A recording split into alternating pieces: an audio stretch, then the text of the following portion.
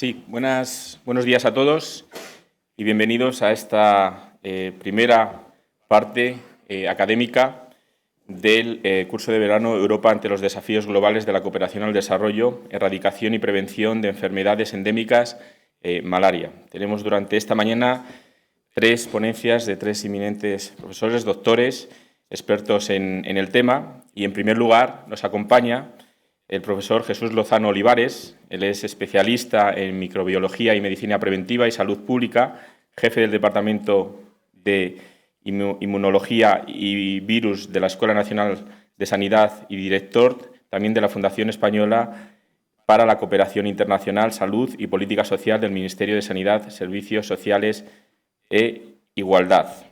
Nos informa que, felizmente se ha jubilado hace un par de días, pero, como le decía hace un momentito, él sigue siendo uno de los mayores especialistas, porque eso no se puede jubilar, médico, sobre el tema a nivel mundial. Él nos va a hablar sobre la erradicación del paludismo en España y la obra científica de Álvaro Lozano y su aplicación en las comarcas de La Vera y el Campo Arañuelo, el fin de una enfermedad endémica.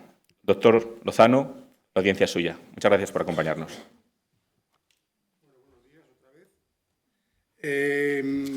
Primero, como ponente, agradecer a la Fundación Juste, a la Junta de Extremadura, a la Agencia Extremeña de Cooperación, a todos los participantes, a todos los ponentes, a todos los colaboradores de este curso, que nos ha costado al final sacarlo, pero al final creo que hemos podido conseguir una actividad docente interesante para todos, porque yo creo que tiene muchas facetas diferentes, y entonces lo bonito de los cursos, ¿no? Que no se hable solamente de una cosa, sino de varias cosas relacionadas. Yo voy a hablaros de un ciudadano extremeño que se marcó unos objetivos importantes y los consiguió.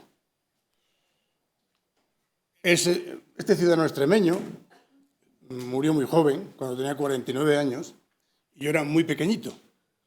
Entonces, como niño, tengo un recuerdo de que mi padre me quería mucho, pero no tengo un recuerdo de la importancia de lo que hacía mi padre.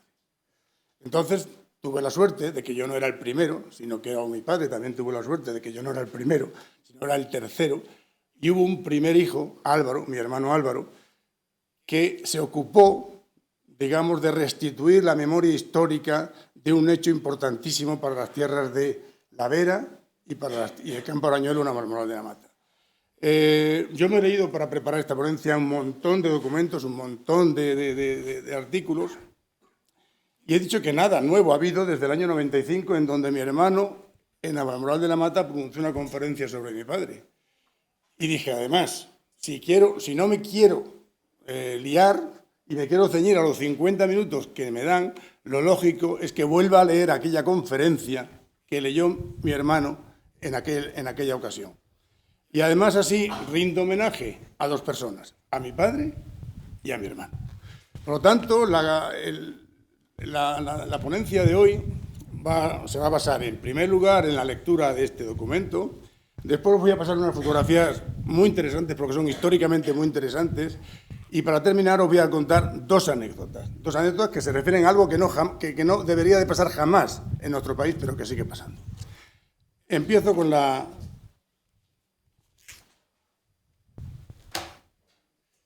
El 9 de mayo de 2017 se cumplen 107 años del nacimiento de mi padre en la Marmoral de la Mata. Hasta su incorporación oficial como médico al Instituto Antipalúdico transcurren los años de formación académica. Los primeros de estudios van de la mano de don Jorge Moro, que los moralos de pro seguramente lo conocerán. Maestro querido de tantos y tantos moralos, consiguiendo el título de bachiller en el año 1929. A partir de entonces, y ya huérfano de padre, entra a trabajar en el laboratorio del doctor Emilio Luengo, su auténtico mentor, a la vez que aborda sus estudios de medicina. La vinculación profesional de don Emilio Luengo con el doctor Pitaluga y la terrible epidemia palúdica que asola el país por entonces orientan al doctor Lozano Morales en esta línea de trabajo. Siendo estudiante de medicina, desempeña labores en la Dirección General de Sanidad como técnico auxiliar hasta su licenciatura en el año 34. Es nombrado médico central antipalúdico en 1935 y destinado al dispensario antipalúdico de Arcos de la Frontera, donde conoció a su mujer, mi madre, y desde entonces se unió a él. Quiero deciros que Arcos de la Frontera también fue otra de las últimas zonas palúdicas que hubo en nuestro país. El Valle del Guadalete también era una zona muy lacustre y también era nido de los famosos anofeles que también hacían sus estragos en nuestra tierra. Durante la Guerra Civil, y esto es un hecho que marca su vida, es nombrado médico del Servicio Sanitario Colonial y es destinado como jefe de laboratorio al Hospital de Bata, en los territorios españoles del Golfo de Guinea, donde permanece hasta agosto del año 39, en que es destinado como médico del Servicio Antipalúdico de Navalmoral de la Mata, donde quería estar y donde siempre estuvo hasta el final de su vida.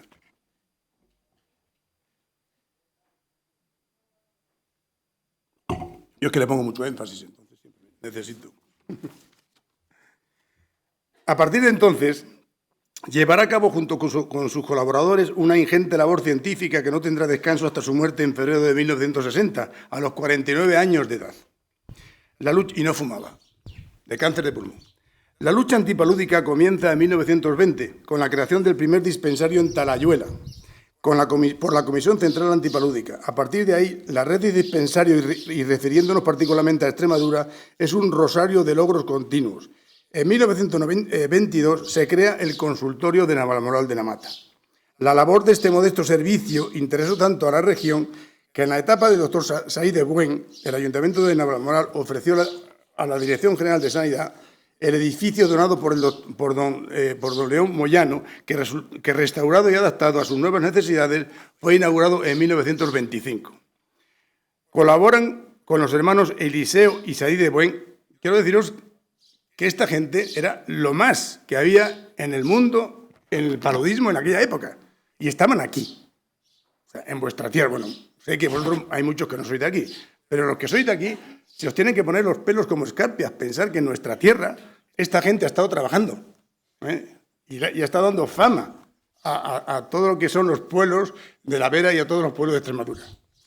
Colaboran con los hermanos Eliseo y Said de Buen, los doctores Urbano Casas, hijo muy amigo mío, Rafael Rodríguez, que posteriormente serían, junto a Paquita y Leocadio, Luis y Enrique, subalternos, y José y Mateo Farruco, conductor. Acordaros de Luis y Enrique, de estos nombres, que os los voy a citar después.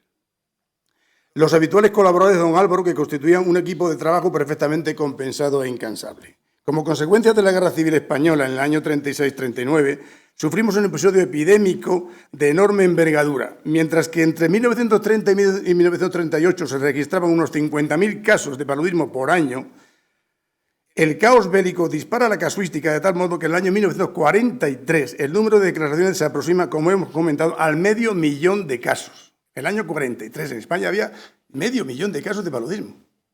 O sea, más que en África. Es que era tremendo. Claro. O sea, ya os diré por qué era tremendo.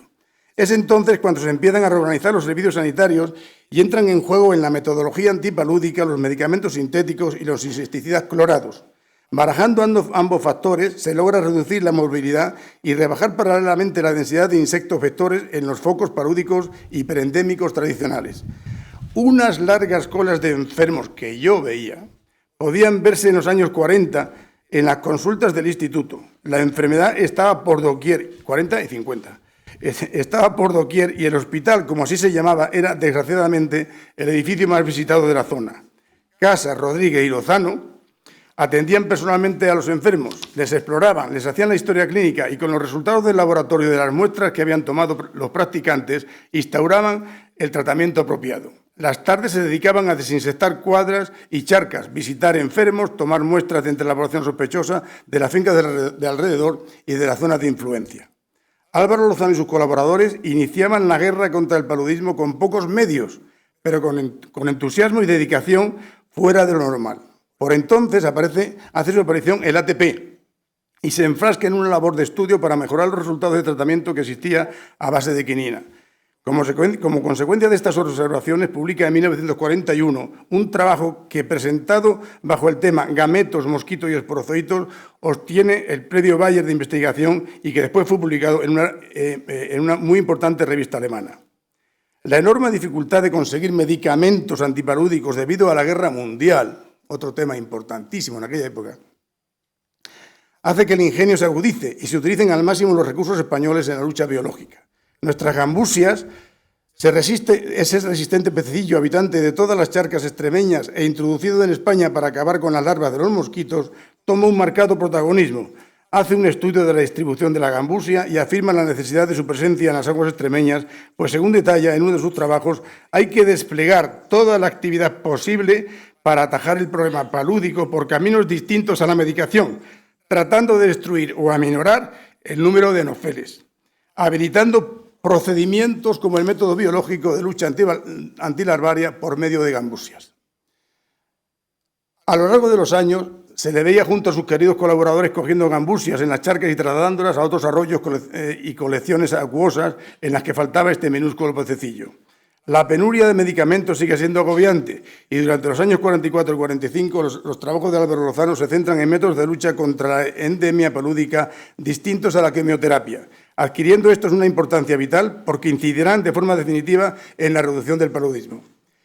Varios trabajos ven la luz durante estos años, siendo difundidos bien en forma de artículos, comunicaciones a congresos y conferencias. Se produce en esos años un acontecimiento científico de extraordinaria importancia, el descubrimiento del hexaclorociclohexano por el químico español José María Gameza, que por cierto lo fabricaba los insecticidas Cóndor, una empresa de Bilbao, que lo utilizaban para otras cosas. Y el contacto de insecticidas Cóndor con mi padre se empezó a utilizar para la lucha antipalúdica. Aquí empieza una etapa de investigaciones y experiencias que desembocan a la postre en lo que se convertiría en el mejor arma de lucha contra el vector del paludismo.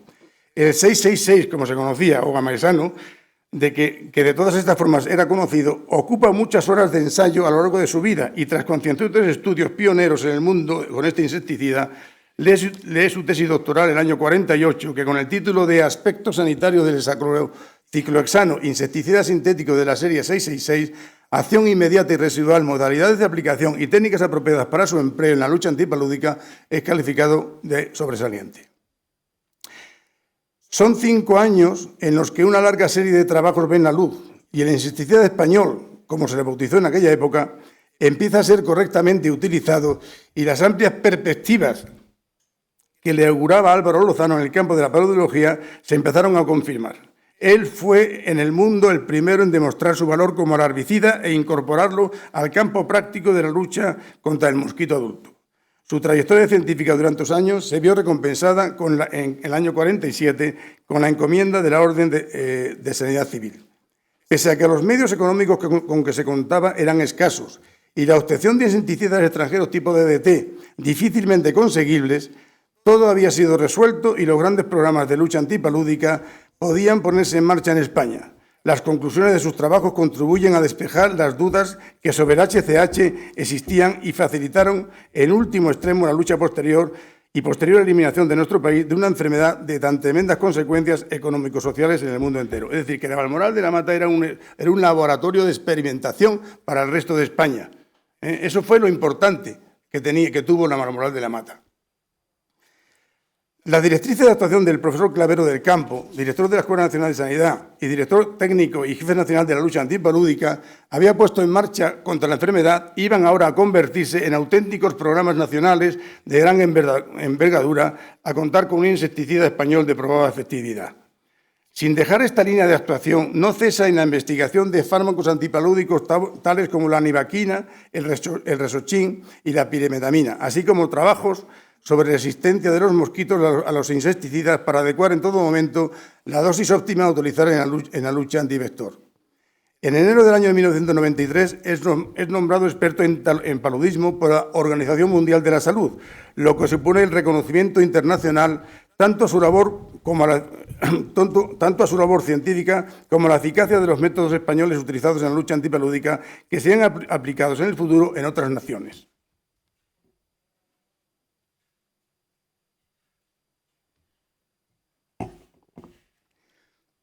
A partir de entonces se intensifican sus viajes de trabajo al extranjero, visitando con frecuencia Italia, Grecia, Portugal, además de acudir puntualmente a las reuniones de trabajo que el grupo de paludismo celebra en Ginebra, a lo que se refería la doctora Neira. Traducía el alemán, manejaba aceptablemente el inglés y el italiano y dominaba correctamente el francés. La actividad internacional del doctor Lozano Morales, a través de las reuniones del Comité de Expertos y su continua aportación a las mismas, hicieron que varias de las propuestas realizadas por él fuesen aprobadas por unanimidad en dichas reuniones. En julio era el único experto español de la OMS, en la OMS de Ginebra. En aquella época era el único experto español en la OMS de Ginebra. Quiero deciros que estamos ante un personaje muy singular y que ya veremos cómo se le trató. En junio del año 1953 se convocan las oposiciones al Cuerpo Médico de Sanidad Nacional. Esto también es muy importante que lo digamos. La copia y saca el número 2. Con el número 2 mi padre se podría haber ido al puesto que hubiera querido. Yo soy médico de Sanidad Nacional, también hice las oposiciones de Sanidad Nacional. Saqué el 17 de 35, no fui tan brillante como mi padre. Pero es verdad que después me quedé en el puesto que yo quería, que era la Escuela Nacional de Sanidad. Mi padre podía haberse ido a cualquier sitio y podía haber hecho carrera política sanitaria, y sin embargo no se fue a ningún sitio, se quedó en Navalmoral, porque después de las oposiciones le nombraron director del Instituto Nacional Antipalúdico de Navalmoral de la Mata, que era el puesto que él quería, y era un puesto de relevancia administrativa baja. Sabéis que los funcionarios tenemos niveles, 21, 22, 23, 24, 25, 26. Si eres jefe de servicios, si eres jefe de negociado. Bueno, pues el puesto de director del Instituto Antipalúdico de Navalmoral de la Mata era un puesto de relevancia baja, de jefe de sección.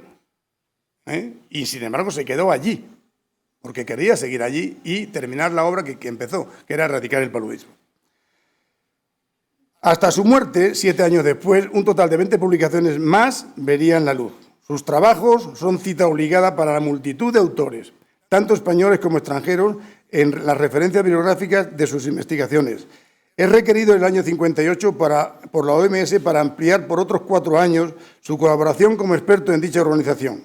La faceta docente del doctor Lozano Morales comienza, y esto es otra cosa que vamos a ver en las fotos, comienza en el mismo momento de su incorporación al Instituto en el año 39. Ya en el año 43 obtiene el certificado de profesor de curso de paludología y parasitología hemática de la Universidad de Valladolid. Esto se añadía a los cursos regulares que se celebran anualmente en el Instituto de Navalmoral, impartidos a distintas escalas de profesionales sanitarios. Dichos cursos iban dirigidos a médicos titulares, estudiantes de medicina de Madrid, en el último curso de carrera, a desinfectadores y otros cursos para médicos extranjeros. Los cursos de los estudiantes de medicina se celebraban tradicionalmente en Semana Santa y eran para ellos días de trabajo intenso y de visitas continuas a charcas, cuadras, locales, en busca de larvas y mosquitos que luego identificaban en los laboratorios del instituto. Realizaban excursiones turísticas a diversos lugares, entre los que destacaba la visita al por entonces casi destruido monasterio de Yuste. Todos los cursos que se celebraban en Navalmoral tenían una visita obligada al monasterio de Yuste. Por lo tanto, también influyó en que esto se conociera en el mundo. Las charlas culturales de los profesores Rico Abello y Torres se entremezclaban con la ciencia impartida por el doctor Lozano. Era tradicional... ¿Por qué? No te preocupes, después. Era tradicional el partido de fútbol que el domingo de Gloria enfrentaba, o mejor dicho, hermanaba a los estudiantes con el equipo del pueblo, el Moralo. Su labor docente se completaba con la colaboración como profesor en la Escuela Nacional de Sanidad y en las universidades de Salamanca y Granada, así como conferenciante o ponente en distintos foros científicos en los que fue requerido en numerosísimas ocasiones. En los últimos años de su vida, centra su actividad científica en el estudio de nuevos fármacos antipalúdicos y aborda las tareas finales de lucha antipalúdica adecuándolas al nuevo concepto de erradicación del paludismo. Su participación internacional en los comités de expertos en congresos sobre temas relacionados con su especialidad, así como una intensa labor docente, fueron los pilares básicos de su labor profesional. En los últimos años, y pese a las ofertas para ocupar puestos más destacados, no quiso salir de su puesto natal, porque él siempre demostró apego y cariño especiales a su pueblo y a su objetivo. Su trabajo, junto con sus colaboradores, alcanzó la meta soñada, que fue exterminar el paludismo en España.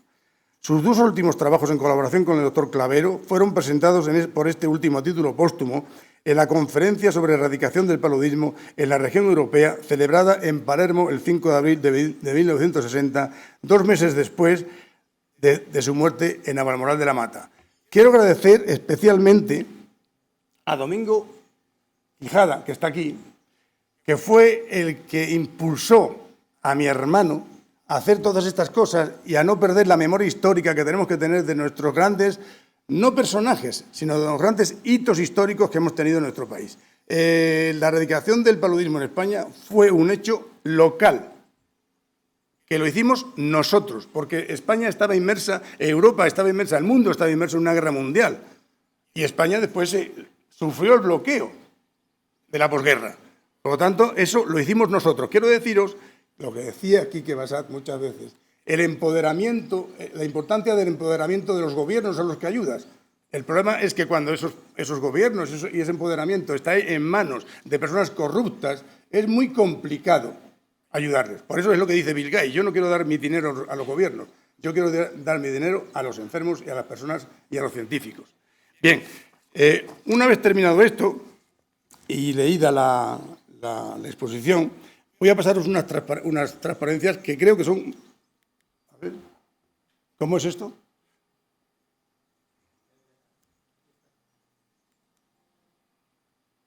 ¿Cuál es aquí? Este. Aquí, ¿no? Ahí. ¿Eh? Ah, para aquí, vale.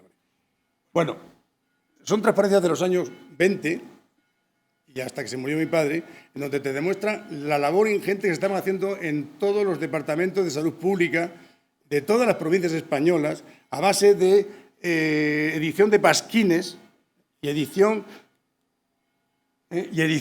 de documentos para que la gente, que se repartían en todas partes, para que la gente, los palúdicos que estaban asintomáticos, no se descuidaran y siguieran después yendo a los centros antipalúdicos para que les pudieran diagnosticar y hacer un tratamiento residual.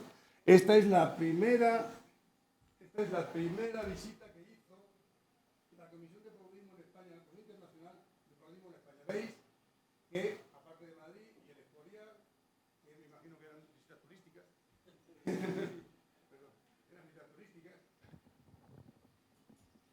fijaros, en el año 1925, todas estas zonas las visitaron porque eran palúdicas. O sea, que el paludismo estaba prácticamente en toda España en aquella época. Entonces veis aquí, Navalmoral y Jarandilla están dentro, y el Robledo están dentro de las zonas que visitaron en Navalmoral. Evidentemente toda la zona de Huelva, la zona de Córdoba, que también tenía un poco paludismo, en Alcázar de San Juan, en Valencia, en Tortosa y en Barcelona, que también eran zonas palúdicas. Estos son los pasquines que se editaban y se ponían en todos los sitios para que los enfermos palúdicos residuales no descuidaran su diagnóstico y su tratamiento posterior.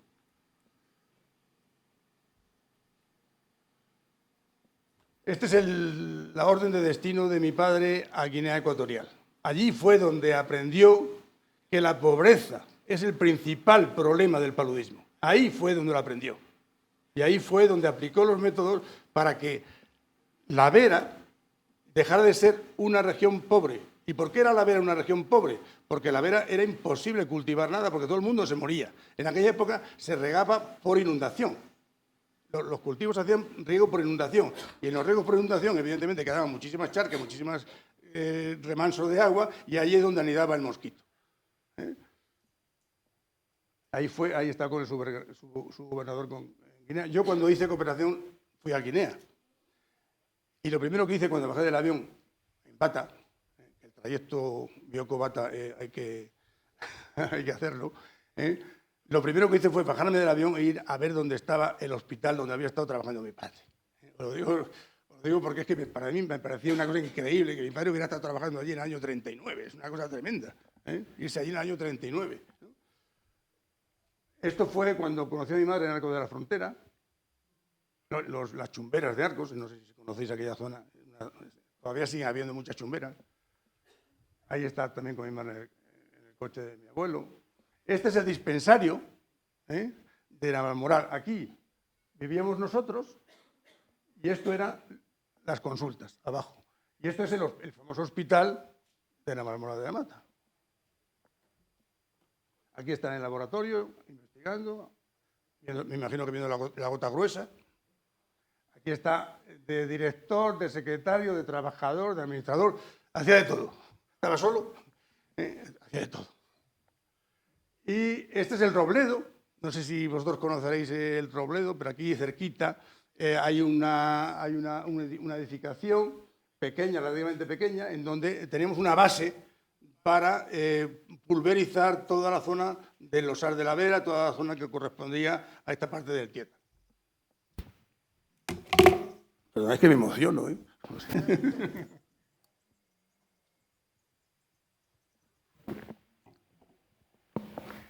La historia siempre es emocionante. Vale. Estos son los pulverizadores de mochila que se usaban en la época. Ya veréis, después, ahora os voy a enseñar una fotografía importantísima. Esto es la forma de preparar el gamexano con la mezcla que hacían. Esto que los métodos de medición eran exactos.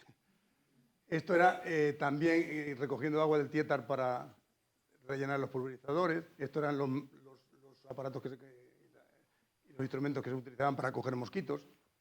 Aquí están descritos. Epidemiología geográfica. O sea, todos los pueblos estaban marcados con todas las cuadras y las zaurdas y los secaderos. En todos los pueblos había este plano. Y en todos los pueblos iban marcando con rojo los que estaban ya pulverizados y con azul los que faltaban pulverizar. Y era sistemático. 4 personas. 4, bueno, y un chofer, parruco. Y aquí veis que están desinfectando. ¿Qué veis aquí?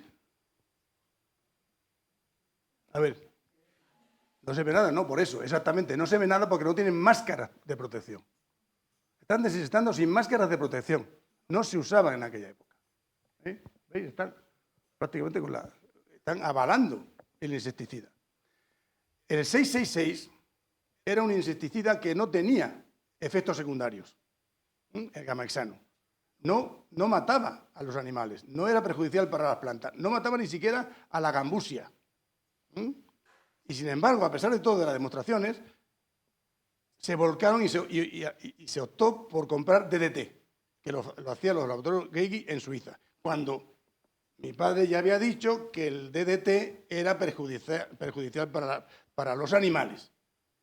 Lo que pasa es que tenía un poquito más de impregnación y no olía tan mal como el gamexano.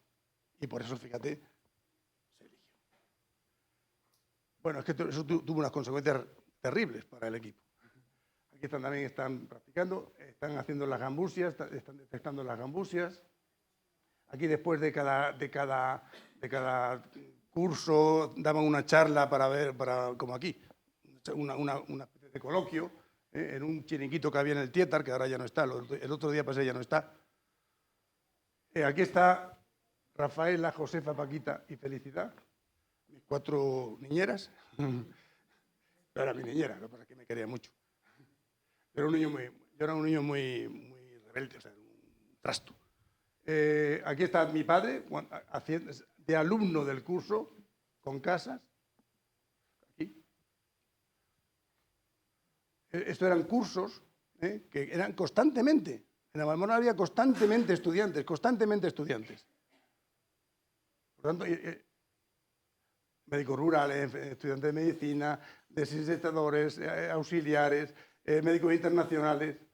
Aquí, fíjate, está aquí, hay gente de otras partes, de Bulgaria. Mira, Gil Collado, que está el 12, era un entomólogo tremendo. Era el mejor entomólogo que había en el mundo en aquella época. Era español, evidentemente. Ahí está Sey de Buen, uno de ellos. Y ahí está Casas. Bueno, esos son más cursos para que veáis un poco. Hasta 1995, se fundó en el 25 y hasta el año 39 no se creó el Instituto Nacional Antipalúdico. Si veis la diferencia entre la portada esta,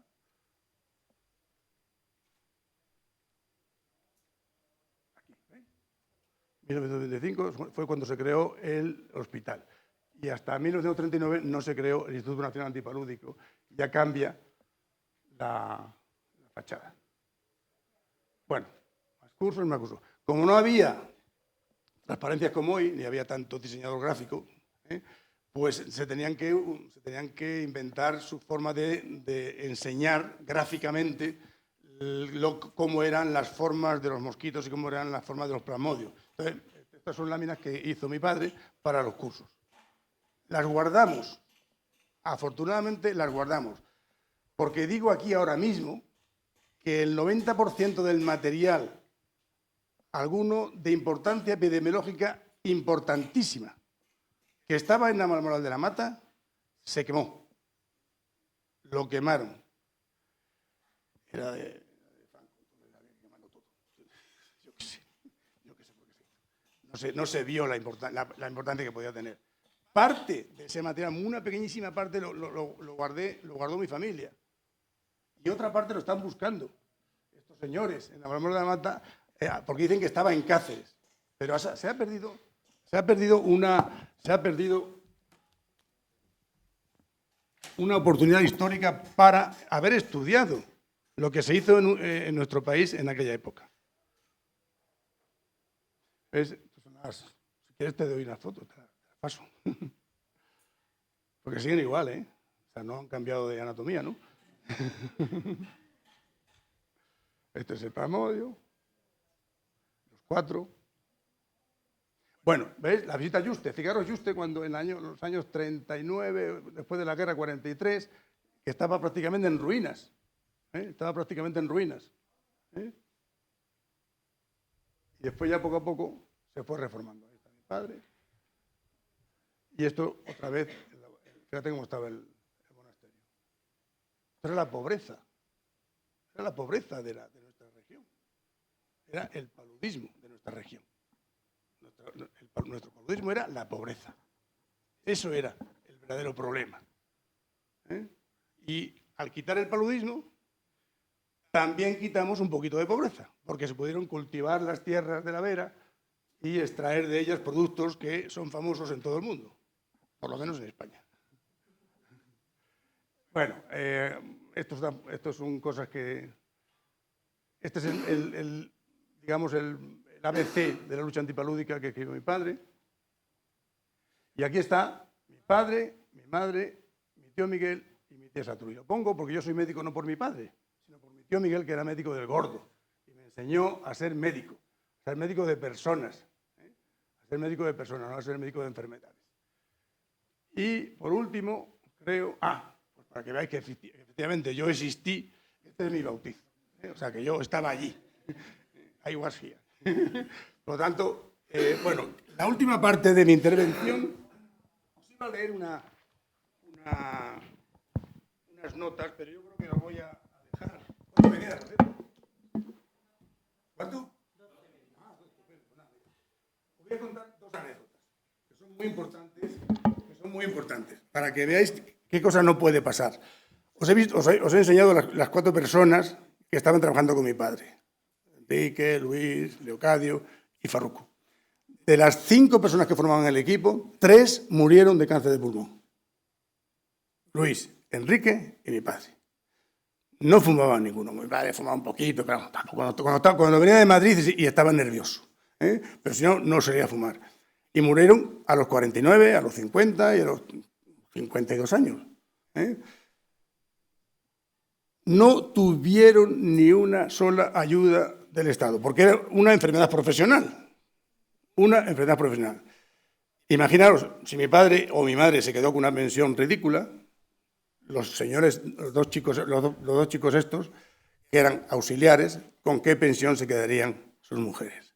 Afortunadamente, mi padre era médico y en aquella época ya había un patronato de... ¿Cuántos médicos hay aquí? A ver, venga. ¿Cuántos médicos hay aquí? Muy bien. Es que es muy importante decirlo. En aquella época ya había un patronato de huérfanos de médicos que habilitó 4 becas para que mis 4 hermanos pudiéramos seguir estudiando la carrera de medicina. Si no hubiera sido por eso, seguramente yo no estuviera aquí explicando, porque yo no hubiera sido médico, a lo mejor hubiera sido jefe de ventas del Corte Inglés o alguna cosa de esas, ¿no? ¿Entiendes? Pero vamos, seguramente médico no hubiera sido. Por lo tanto, quiero deciros la desprotección social que había en aquella época en nuestro país y que todavía estamos a punto de seguir teniéndola, porque seguimos teniendo estamos pasando una etapa en donde las pensiones van a bajar y seguramente veremos una época de explotación social importante en nuestro país. La segunda anécdota que quiero, que quiero contaros... Caray. No, perdón, que es muy importante también, es muy importante.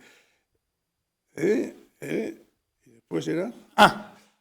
Joder, que no me acuerdo. No, es increíble cómo se me ha ido... No es eso, es otra cosa. Es otra cosa también mucho más importante y que la tengo que recordar. No, es una cosa diferente. Es una... sí.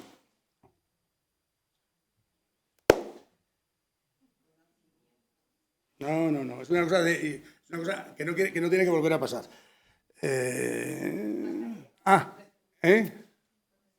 ¿Qué por Dios, Jesús, por Dios. Bueno, es igual. Si me sale en el coloquio os la cuento. Pero es que se me ha quedado la mente en blanco. Lo que quiero deciros, y para terminar, es... sí, hombre, sí, ya está. Bueno, hace poco tiempo, un médico de Cáceres, que es de Ávila, por cierto, pero que trabaja en Cáceres, se construyó un centro de salud en Cáceres. Y este médico, que es de Ávila, le cayeron en sus manos unos cuantos artículos, unos cuantos documentos sobre mi padre, y dijo, hombre, se extrañó de que no hubiera nada en Cáceres que recordaba la memoria de mi padre.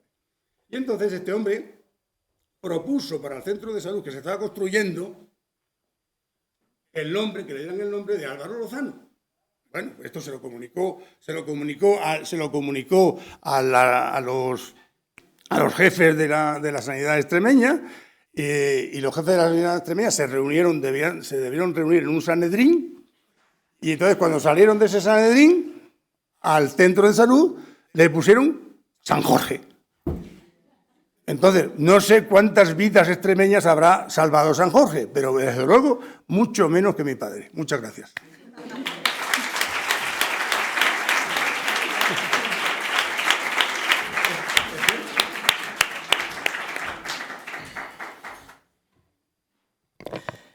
Muchas gracias, profesor Lozano. Bueno, sin duda, creo que esta ponencia es altamente interesante porque, además, quiero informar a los asistentes al curso que este curso, igual que anunciaba en la inauguración, no tendría lugar sin el apoyo económico de la Agencia Extremeña a la Cooperación, sin la Universidad de Extremadura, sin nuestra propia fundación, que lo llevan adelante. Los cursos y las iniciativas que llevamos a cabo en la Fundación surgen porque hay gente detrás que tiene ideas, ¿no?, de organizar determinadas actividades, y el profesor Lozano ya hace varios meses nos contactó. Él aparece como asesor académico del curso, junto con otra persona, que también, a la que quiero citar y creo que corresponde citarla en esta ocasión, Juan Carlos Moreno Romagueras, que aparece como asesor técnico, que no puede estar con nosotros en este curso, en esta ocasión, después del mucho trabajo que ha puesto en ello, pero que fue también uno de los que lanzó, junto con el doctor Lozano, la idea de montar este curso, pero bueno, por motivos personales no puede estar aquí Juan Carlos Moreno Romagueras, pero valgan estas palabras de agradecimiento a su labor. Aquí hablamos de memoria, aquí hablamos de un trabajo que se realizó en esta región, como muchos dicen, perdida del mundo. En Europa la conocemos como una región pues periférica, una región de difícil acceso, que a mi entender, y lo digo no siendo yo de esta región, pues no ha merecido, o sea, no ha tenido el reconocimiento merecido que ha tenido en muchos aspectos, para empezar por lo que el propio territorio significa y la riqueza del mismo, tanto a nivel natural como patrimonial, como podéis ver en estos muros, pero también por el trabajo de muchas personas que han dejado una huella a nivel mundial en distintos aspectos, en este caso en la lucha contra el paludismo y la malaria. A mí me sorprendió mucho cuando nos comentaron que justamente aquí, a pocos kilómetros de Yuste, pues había existido el Centro de Lucha contra la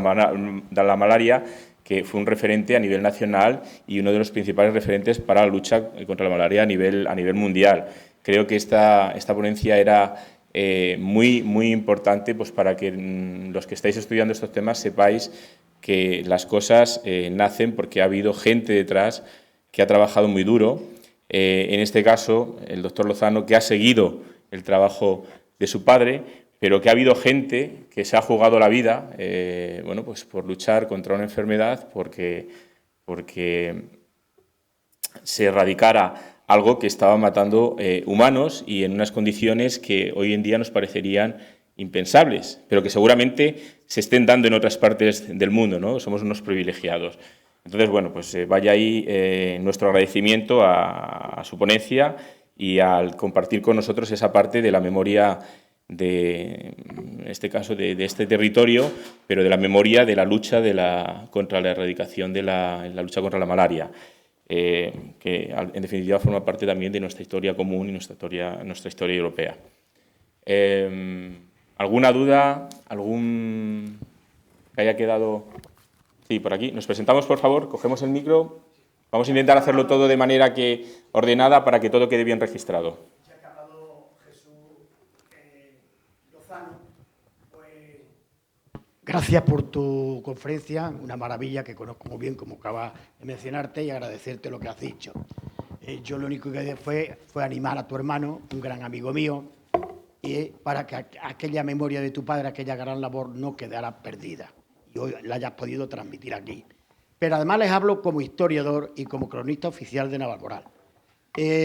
Como historiador, hace ya pues unos 40 años, pero sobre todo los últimos 25, que llevo investigando a nivel local y comarcal todo el tema de la lucha antipalúdica y lo que significó la aportación del Hospital Antipalúdico de Navalmoral desde sus inicios, porque en el año 1903, don Gustavo Pitaluga, el gran padre de la lucha antipalúdica, una vez que llega desde Italia, desde Florencia, y se nacionaliza español, comienza los trabajos de investigación de campo y desde Madrid para erradicar el paludismo.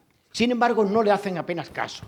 Y qué casualidad, algo que no suele venir en los manuales, pero que yo sí demostré y he publicado, y es que le dan todo el apoyo justo cuando comienza en esta zona, en las márgenes del Tiétar, en la vega del Tiétar y en la Vera, comienzan la campaña del cultivo del tabaco. Si no es por esa campaña, se hacen los ensayos para ver si estas tierras, si estas aguas, si este clima era idóneo, pues entonces cuando le dan todo el apoyo que antes le habían negado. Y entonces cuando se crea el dispensario de Talayuela, a continuación el de Navalmoral, después el de Jarandilla, el del Robledo, etcétera, etcétera. Y luego también comunicarles que desde el momento que se crea, en 1925, que se reconvierte el antiguo Hospital Moyano en Hospital Antipalúdico, un hito mundial para la erradicación del paludismo, culminado por tu padre, felizmente, en los años, sobre todo, desde 1925 hasta el 36, contó con todo el apoyo de la Fundación Rockefeller, de la Organización Mundial de la Salud, de la Organización de Naciones, la Sociedad de Naciones, que apoyaba económicamente, que enviaba médicos de todo el mundo para que ahí en Navalmoral, porque era un centro que a la vez era de investigación, que a la vez era centro de investigación, de divulgación y de docencia. Y ahí venían médicos de España, pero de Europa y del mundo entero, aprendían y lo que aprendían ahí luego lo llevaban a la práctica en sus respectivos o regiones de España o del mundo. Entonces, ese apoyo de la Fundación Rockefeller, hasta la propia presidenta mundial de la Cruz Roja estuvo en Navalmoral para preparar a jóvenes de estas, lo que hoy se llama enfermería, para que apoyaran en esa lucha antipalúdica. Entonces, un homenaje a aquellos.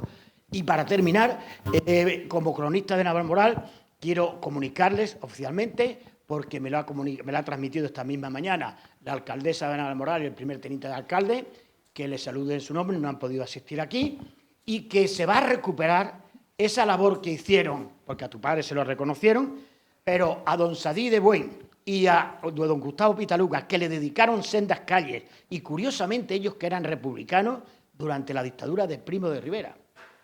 Y sin embargo, luego se la eliminaron. Y ahora se le va a volver a recuperar. Y en ese hospital, que por desgracia en los últimos años no hay ni una simple placa que diga aquí estuvo el hospital antipalúdico, sino que hoy son sede de los juzgados, pues se están preparando un proyecto, y lo sé personalmente porque me lo han enseñado, para ese olvido que han tenido con ese hospital, referencia mundial, pues recupere aquel prestigio que tuvo. Muchas gracias.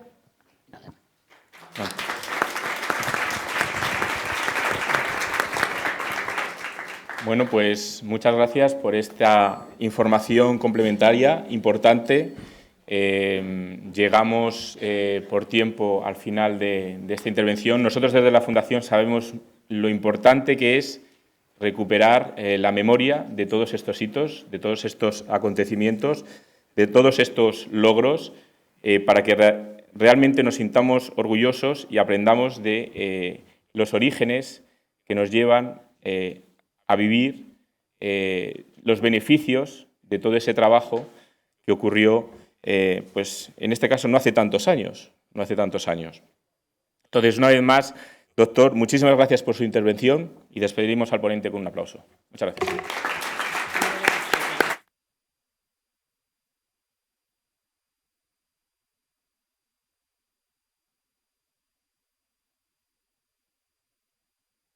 Esta mañana se nos ha saltado